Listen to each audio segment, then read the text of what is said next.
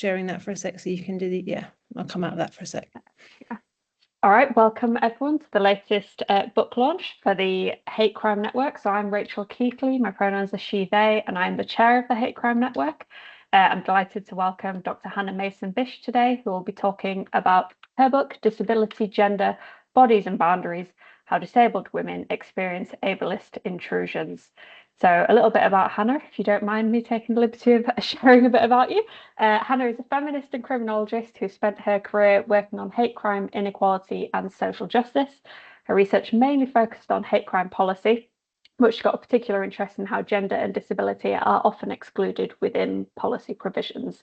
So as I said today, she's going to be talking about a fantastic book which was released last year, which outlines the way that disabled women and non-binary folk experience unwanted touching and intrusive questions when navigating public spaces. So before I hand over to Hannah, I'll just give a quick rundown of what we're going to do today. So Hannah will give a short presentation where she'll share some of the main themes, ideas, questions that have arisen from the book. I'll then take the liberty of asking some questions that'll just draw out some of those themes a little bit more. I'll then stop the recording and then we can open it up to a Q&A and discussion at the end, and that should take us to 1 o'clock. So without further ado, welcome Hannah, and thank you everyone else for being here. I will now hand over to you to share your presentation. Great, thank you. Just bear with me a sec while I get it on screen. Oh, right, hopefully everyone can see that. Thank you for having me. It's great to be here today and to talk about this work. I've done quite a lot of presentations over the last year, quite a lot to police officers. And normally when I talk about this theme, most of them are quite shocked and have no idea what I'm talking about, which is quite telling in this domain, because we are talking about often criminal behaviour, but it just hasn't necessarily reached the criminal justice sphere, although that's not always the best place for it to be. And I've been in the hate crime community for a very long time now, and more recently I became, I suppose, bothered by the sorts of behaviour that don't make policy and that sit on the periphery. And I've had a long-standing criticism of hate crime policy that women's experiences in particular are often completely missing from hate crime discussions. And what it means is then you have a stereotypical image of hate crime, which is that it usually affects men, and those intersectional experiences are often completely missing. And that was really kind of what started the idea for the book, was in conversations with Dr. Amy Kavanagh, who is a disability activist, who started a campaign called Just Ask, Don't Grab, which was about her experiences specifically on the London Underground as a blind woman being grabbed and touched all of the time. So we really worked together to create the project, and the idea for the project really kind of came from her. And some of the themes I'm going to touch upon, and I won't take up too much time talking because I think the conversation bit is often the most interesting, is about some of the themes are around the right to space, and that's who has the right to occupy public space without any interference or intrusion, but also my right to take up space researching this area as a non-disabled woman, whether that's my place or my responsibility. So I've had a lot of internal and external conversations about that. And also that space between disability studies and criminology, which often the two don't often mix. So the kind of the theme of space is quite important really to what I'm talking about. So it's working. So hopefully on the screen, on the right-hand side of the screen, you can see a couple of criminal justice and policy campaigns around street harassment. And much like violence against women and girls strategy generally, there's often a complete omission from the understanding of women's experiences who are disabled women. So you can, on the right hand side, there's a woman running, and it says concerned for their safety, 39% of female runners have changed their route. and the one at the bottom which says, when will I be able to walk alone at night and feel safe? So they're often focused on women's kind of physical movement. They don't necessarily engage with the concept of disability. It'd be quite unusual to have a campaign that does address disabled women. And in Violence Against Women and Girls strategy, the Home Office, their most recent strategy, either had 2 footnotes about disabled women, and then the policing one didn't mention them at all. It's always like, just look at the separate strategy that relates to disabled women, because they don't have a space within the Violence Against Women and Girls policy domain. And one of the blogs that I read early on, which really influenced the research, was called Nobody Catcalls the Woman in the Wheelchair. And that really speaks to that understanding of street harassment that often, again, disabled women are missing. And Joanne Wiley, who wrote that blog, I'm just going to read you this quote that she said. I'm a wheelchair user, a visibly physically disabled woman. My wheelchair acts as a strange sort of force field. People register disabled before they register woman, and the former always overrides the latter, because in our ableist society, a disabled body is necessarily a desexualized one. We are grotesque or tragic, freaks or angels, to be either feared or pitied, depending on how the abled gaze lands that day. No matter what, though, we are not desirable. So occupying that space where there's a lack of understanding of the experience, not to say that they don't experience intrusion, but that the concepts and the way we understand that intrusion are not really satisfactory to explain what's happening. So that really kind of begins, I guess, the journey. So the very short kind of version of what we actually did was to gather stories, to ask women to contribute stories about times they had been touched in public in a non-consensual way, but also to include intrusive comments, non-contact behaviours such as staring, shouting at people, right up to sexual assault. And what I'm going to say now are some of the terms that the women use to describe what happened to them. And obviously they are very kind of sensory, quite visceral descriptions. So I'll just give you that kind of warning now. But often the words are really powerful in terms of accurately explaining the range of behaviours. And it really speaks to this idea of a continuum of behaviours that they were talking about. And so these are some of them which are on the screen now. So having their wheelchair moved, shoving, being kicked, spitting, groping, having their guide dog harmed, intrusive questions, raping, rudeness, assaulting, grabbing, hostility, whacking, slapping, being lifted, leaning on, and hitting. They talked about people asking about their sex lives, calling them an inspiration, saying they felt sorry for them, offering to pray for them, offering to help them.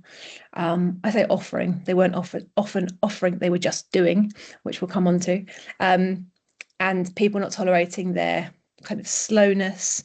They described having their wheelchair being used as a coat hanger, being cornered, being, when they were hit, it felt like a lightning bolt, felt like people were cattle prodding them, being poked as an object. So the language is really sensory and very embodied. It really kind of speaks to that lived experience.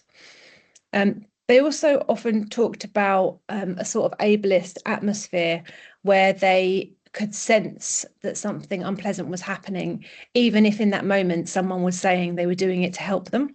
So someone saying, I'm just trying to help you, whilst forcefully grabbing, that strange difference between what someone's saying and what they're doing, which really sort of spoke to their experiences. The most common thing people said was it happens all the time, that it's a relentless, unexpected violation. So never knowing when you leave the house what's going to happen, but that something will happen. And it might be a comment, it might be a physical touch, it might be sexual harassment or assault. As Danielle says here, this sort of thing has happened so many times, I almost barely register it anymore. So many of them just blur into one. It sits in the context of wider daily interactions and other kinds of forced intimacy. So forced help in care settings, medical settings, and people not getting consent before touching, all sorts of areas of life. So this is just part of another kind of unwanted touching experience. The majority of people who contributed stories had a physical disability and were often touched when they had a mobility aid. So that represents that kind of visual symbol of disability and the site of where the contest happens, I guess. Often the mobility aid was something that was used against them. So being tipped out of a wheelchair or having the white cane damaged or the guide dog harmed. So all of those sorts of behaviours. And although some of them were quite clearly very hostile, they began as hostile, so they were unpleasant remarks. A significant proportion talked about this idea of the helping hand. So people saying, I'm just trying to help you. So that sort of enforced help without seeking consent. As one participant says, it's horrible not knowing if someone is genuinely wanting to help or if they're exploiting my vulnerability and that excuse of helping to manhandle me. So sometimes the help would then transition into hostility, particularly if someone says, actually, I don't need your help. Then it became hostile and all sorts of aggressive comments followed as a result of that. People talked about the lack of dignity and the panic that they felt when someone suddenly would grab them or touch them. So even in asserting that they didn't want the help or they didn't want to be touched, people would ignore them. So there were often comments about how they were shouting to members of the public, like, can you help me? This person's touching me. I don't like this. I don't want this. Suddenly, when they were hyper visible as disabled people with mobility aids, they're suddenly completely invisible. So people not helping them when they actually ask for help. The other important thing that came out was gender, and participants often talked about women doing the touching and describing it as a sort of mother knows best attitude. So a sort of superior, no, you do need help and I'm going to help you across the road, a sort of patronizing matriarchal figure. Whereas with men, they would talk about the knight in shining armor. So sometimes the men would say, you're my good deed for the day. I'm going to help you. I'm going to go home and tell my wife that I just helped you, and that sort of thing. So these kind of slightly different tensions in terms of how people are framing themselves, but people certainly asserting how they see themselves in those encounters.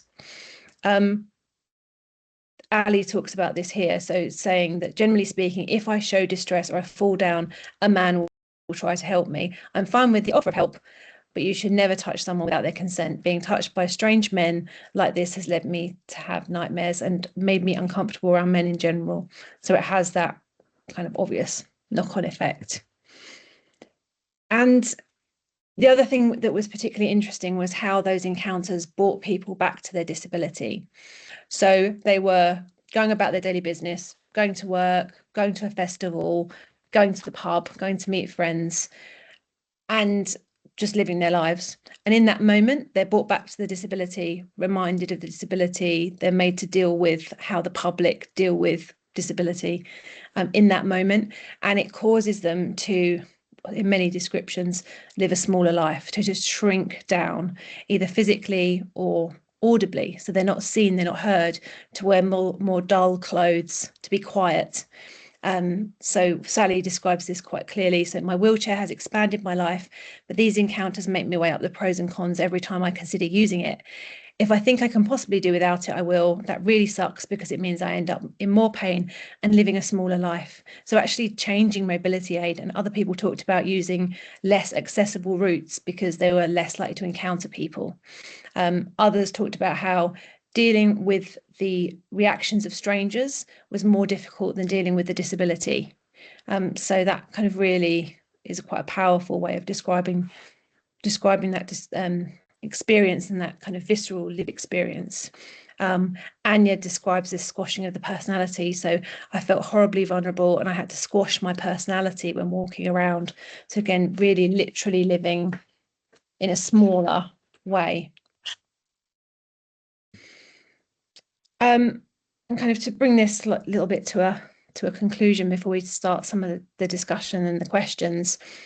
There's a lot of significant impacts beyond the idea of living a smaller life. So people not leaving the house, physical injury, wounds, bruises, cuts, lack of confidence in going to other places outside of what's happening, deciding who they can trust, and also not just deciding who they can trust, but thinking about their interactions with people that they already trust in terms of what they're going to be doing.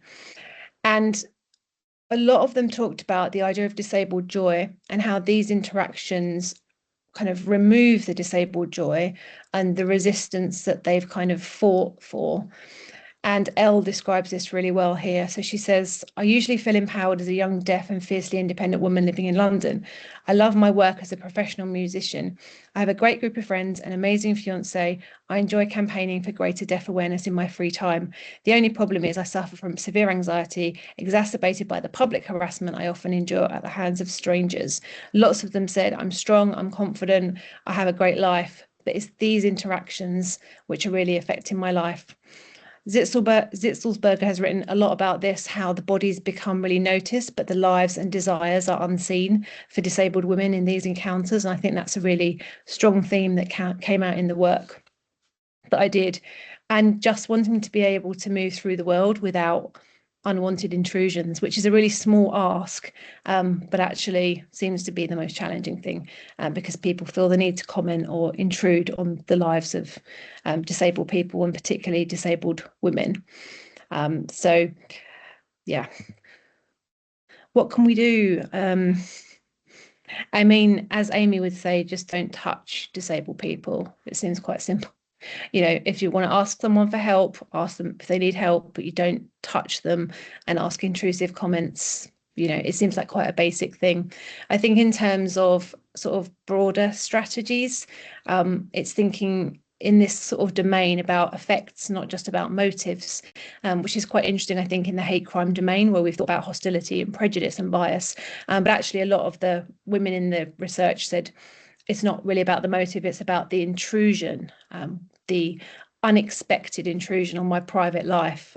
Just let me go about my daily business. Of course, listening to disabled people's organisations and activists. So that's really key. The best people to speak on behalf of their own experiences themselves. But to ensure that street harassment and violence against women and girls strategies have to include disabled experiences. You know, that seems quite obvious, but it's still very, very lacking. Yeah. And best practice models, which there are some, but I won't talk about them now because I want to, move us on to some questions. So I think I'll stop talking there. Go back to you, Rachel. Thank you so much, Hannah, for sharing that presentation and sharing your work. I think it's really brilliant to see how it's unfolded, and I think it's really important. And David has mentioned in the chat that he has done a wonderful review for the book. So obviously we urge people to read the book as well, but you can read David's review as well for a bit of extra reading. For myself, there was so much to unpack there. I think I was particularly struck by, your phrasing of the helping hand and the normalization of the perceived benign, helpful behaviors that some people feel like they have, which are actually, as we know, really intrusive and harmful. And maybe if I come on to my questions before we open up to a sort of group Q&A, but one of the central contributions I felt of the book is this concept of ableist intrusions. So perhaps could you expand a little bit on this concept to help us better understand the harms that are actually really overlooked and normalized in society? Yeah, and I think I like the word intrusion, and I got it really from Fiona Vera Gray, who's written a lot about men's stranger intrusions, and because there's so much literature on street harassment that focuses on trying to work out a typology, but actually that intrusion, that idea that you're just going about your daily business, and whether someone has a good intention, a bad intention, they're butting into your life, you're moving around. So it stops what you're doing and makes you deal with that encounter. And in this context, it's about your justifying your disability. And I see that I'm really glad that Vera's here because her work's incredible on parking spaces and those interactions with strangers and disabled people on accessible parking bays. And I was reading her paper last night. And I think that the idea that you're then having to talk about your disability in some context, whether it's about saying, I don't want to talk about why I became disabled, I'm not a walking medical dictionary, whether it's about saying, no, I don't need your help, like, get your hands off me. It's the ableism is what is the thing that has to be dealt with in that moment. Even if it's a brief kind of fleeting encounter.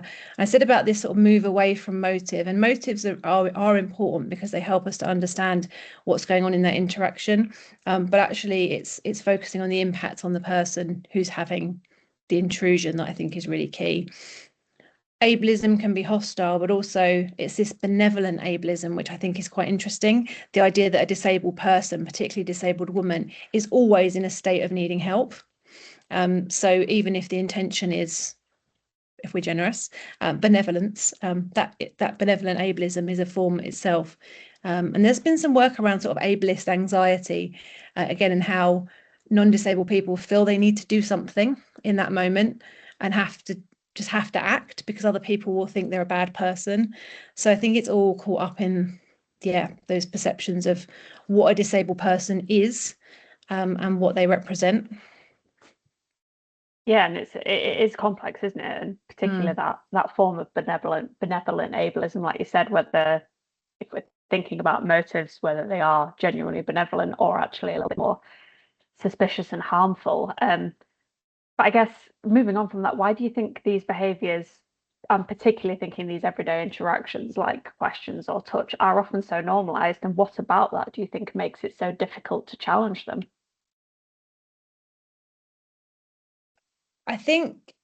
Part of it, I think, is particularly the current climate we live in with the scapegoating of disabled people, because yes, there was a lot of people helping in the wrong way, bad help, but that wasn't most of it.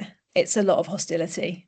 And we are living in a climate of disabled people should be challenged over, again, as Vera has written about, where they're parking, their mobility vehicle, how much was your wheelchair? Are you on disability benefits? So we are in that culture where we're encouraged to challenge the presence of a disabled body in a public space. That's the climate that we're living in. And we see it all around us. It's not an accessible kind of society environment. So those messages are being sent to us about whose bodies should be occupying public place, I think. And also the kind of pity narrative is very strong. So we like to believe that, again, if someone is helping a disabled person, that they're doing it with the best of intentions. So we don't want to jump in and tell someone off for what they're doing. So I think, there's the complex times that we're living in, unfortunately. Yeah, there's definitely a sense, I think, that a lot of us see in our own work, isn't it, of that permission to, whether it's hate or you want to put another framework on it, but there's definitely a permission to act that way that's not stopped, is it? So it becomes acceptable. So I think it's exactly what you touch on. Yeah, and I think it does. Obviously, it does happen to disabled men as well. So the study looked at disabled women and non-binary people, and we a very small number of non-binary people commented on the study. But I know from kind of the other research that obviously disabled men experience it as well. Kind of the key difference is that the escalation to sexual assault, and the ability for someone pretending to help you and then groping you, kind of that's often what's happening. And there were so many stories of a man helping and then using it as an opportunity to commit sexual assault, which is particularly the women's experiences. So I think that's, another kind of part of what's happening. Yeah, and that kind of links to my next question, actually, which was the fact that you took that intersectional approach to looking at both gender and disability. And you mentioned the escalation to sexual assault there, but what else did this lens reveal that we might perhaps miss if we looked at disability or gender in isolation? Well, I think I've always been influenced by Jenny Morris's work. So was writing in the 1990s, and I read her Encounters with Strangers. Was it Journeys with Strangers? I've forgotten the title. And anyway, it's all about how feminism has left disabled women out of their work, feminist work. That was like 91. Here we are. It's still the case. It's still like a niche area. like special studies being looked at. And I think that's the same in disability studies and criminology. I think that it falls through the cracks. I think it's important to tell those stories. But also I was influenced by Susie Balderston, our wonderful colleague who died 2 years ago, and her work where she looked at rape as a kind of hate crime against disabled women. And her work is really incredible and really has influenced me. Again, you need to tell these stories. It's really important. So we do miss those nuances and that continuum of behaviour that disabled women experience, as you just mentioned, the escalating to sexual assault, as well as how disabled girls are treated, how that might be different, but also those connections with the big campaigns like the Me Too movement, and having that in your mind that we're not talking about all women, I think is really, really important. So I'd always bang the drum. Yeah, I couldn't agree more. I think we need to be careful when we are looking at some of these movements of whose voices are left behind and not included within the work. So definitely. And you've already touched upon this within your presentation, but maybe there's a little bit more you want to say. But you described, how a lot of these experiences, people led some participants to refer to living a smaller life or a small life. And could you say maybe more about both the shorter but also the longer term impacts of ableist intrusions on whether it's people's choices or even their sense of self and identity? Yeah, and that phrase really jumped out, the kind of, I live a smaller life, because of particularly in that case of someone who had become disabled and felt they'd been on this journey to rebuild their life. That was their description, and grabbing back the things that they felt they'd lost, and thinking that actually it was the disability that was stopping them from rebuilding, but actually it's the interactions with strangers, always being reminded and told about your disability or asked to explain it and the potential encounters that might happen. So the literal shrinking in terms of clothing, so appear more quiet so people don't see you, but also in those hostile encounters being polite, that part of the safety work, because you don't know how it's going to escalate, whereas that's not your character. Like if you didn't feel that it would escalate, you would tell them where to go, but you can't do that, so you can't even be true to your own sort of personality. So those things also then going out with a carer when you don't need to, so feeling like you're playing the role of a disabled person, so you having someone with you when you don't necessarily need it. So those are some of the impacts. The longer psychological ones, some people who left their job, changed jobs, don't socialize, so don't go to places where they think disabled people shouldn't be. So music festivals, a few people talked about that, because that's just where more people are like, what are they doing there? Like that's that. Again, I'm going to keep mentioning Vera's work because she talks about incongruence and those environments where disabled women are just not supposed to be. So avoiding those, because then you avoid the site of contestation. So yeah, severe impacts as well as the physical injuries that people get. Yeah, I think it's really common, isn't it, within sort of the field of hate crime to see that it's always victim survivor, self-regulation and identity and safety management that ends up occurring rather than actually tackling the perpetrators of the hate and the ableist intrusions in this case. Before we open to some of the questions from the audience, because there are a few there, I'm just going to finish off with the final question, where we may be looking to the future. So again, you mentioned this when you spoke about effects, not motives, and you spoke about some of the support and policy recommendations that might be put in place. But I wonder, what would a genuinely inclusive, not intrusive society look like in practice, and what changes would, whether we as individuals or as researchers or as a support network, need to make in order to get there? Let's change the world. Yeah, and I think in the book kind of I finish it by sort of saying it's not about ignoring disabled people and disabled women in this context, and not helping them. Like, that's not what it's about at all. But it's not. It's thinking about how you're framing that interaction if you're the person doing and hopefully none of us are those people. But checking in with disabled people if you see that kind of interaction happening, maybe to check in if that's an appropriate thing to do, again, completely depending on the context. I think, let's change society. Let's stop scapegoating disabled people, and the hostility, the challenge, the thinking they're getting something that you're not. I think those things really need to change. And again, I sort of opened in my acknowledgement section, I had this quote from my son, which he said when he was like a few years younger, which was when he watched a disabled woman on an aeroplane being taken out of her wheelchair and put in the narrow chair and kind of wheeled to her space on the plane. And he said, why can't they just make the doors wider? And I was like, yes, like, you're right. That's the kind of innocence of a child and of how they see things. Why don't you just make the door wider? It's like those are the sorts of questions that should just be the norm. But I think we've got a long way to go, sadly, for any of that to happen. Yeah, I think you're right, but I think that's really powerful, isn't it? And sometimes the minds of children are far more innovative than the rest of us. So I wanted to thank you for that. If everyone just bears with me, I'm going to stop the recording now and then we can move on to the sort of audience Q&A.